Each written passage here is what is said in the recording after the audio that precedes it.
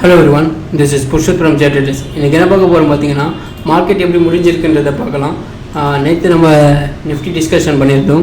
So பர்ஃபெக்டாக பார்த்தீங்கன்னா இன்றைக்கி அந்த 5 minutes ட்ரெண்ட் லைன் வந்து பார்த்தீங்கன்னா கரெக்டாக ரெஸ்பெக்ட் பண்ணி கீழே வந்திருப்பான். செகண்ட் ஹாஃப் பார்த்தீங்கன்னா லைட்டாக செல்லிங் வந்திருக்கு.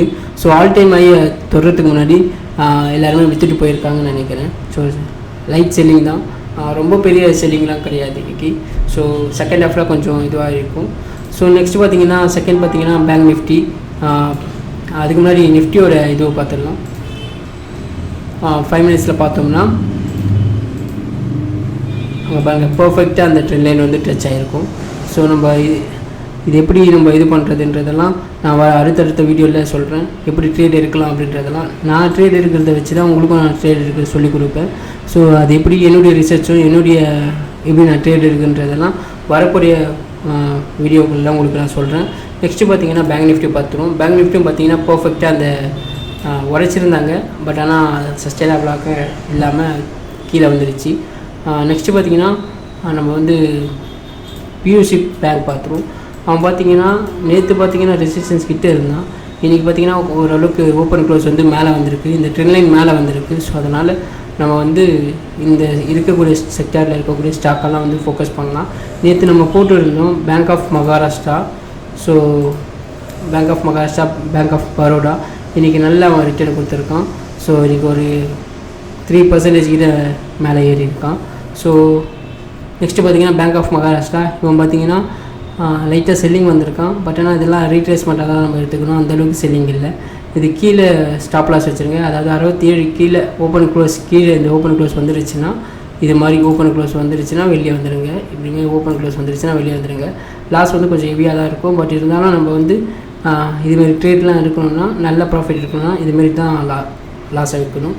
ஸோ நீங்கள் இங்கெல்லாம் வச்சிங்கன்னு வச்சிங்களேன், டச் பண்ணிகிட்டே மேலே போயிடுவான். ஸோ அதுக்கு தான் கீழே ஓப்பன் க்ளோஸ் வரணும்னு சொல்கிறோம்.